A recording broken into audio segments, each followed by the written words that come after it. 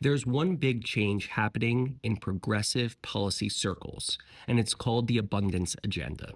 The Democratic Party is really in a low point, but the abundance agenda is reframing how progressives think about economic policy. It is the big change that is happening on the left. So let's talk about it. The political and policy and philosophical framework is being championed by Ezra Klein and Derek Thompson, and they have a book coming out, and it is much anticipated. They argue that America's biggest economic and social challenges, whether it's high healthcare costs or high housing costs, slow infrastructure development, limited technological innovation, all of these stem from artificial scarcity created by excessive regulation, bureaucratic inefficiencies, and entrenched special interests. And they argue that the solution to that is to embrace policies that promote abundance, policies that make it easier to build, produce, and innovate. So let's talk about some of the core ideas of this abundance agenda. Housing abundance.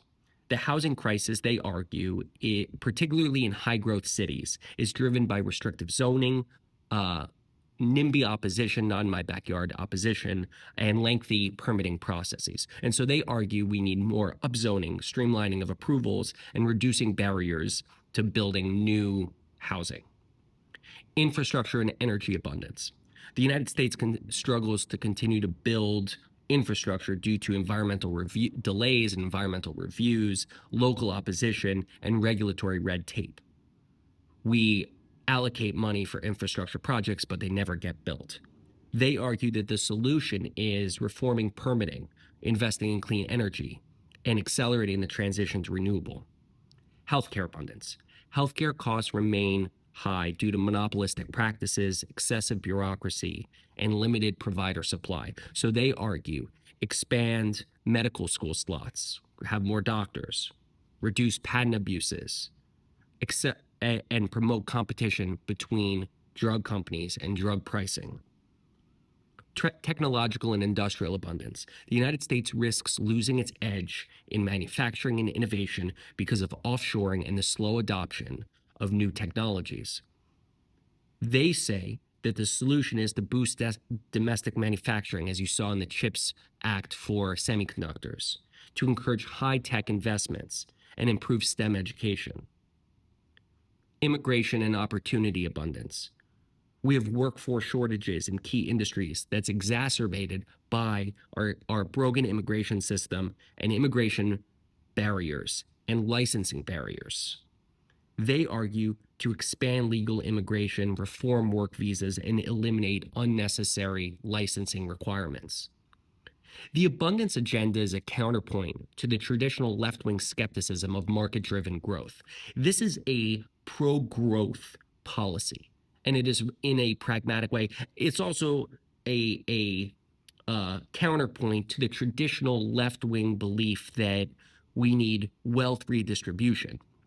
The typical wealth redistribution belief from the left is based on scarcity-based politics, that there's finite, limited resources that need to be redistributed through taxation to the people. Some on the left fear that this will lead to weakened environmental regulations as we build and develop more. And some on the left to think that it will sideline conversations about wealth redistribution and social equity.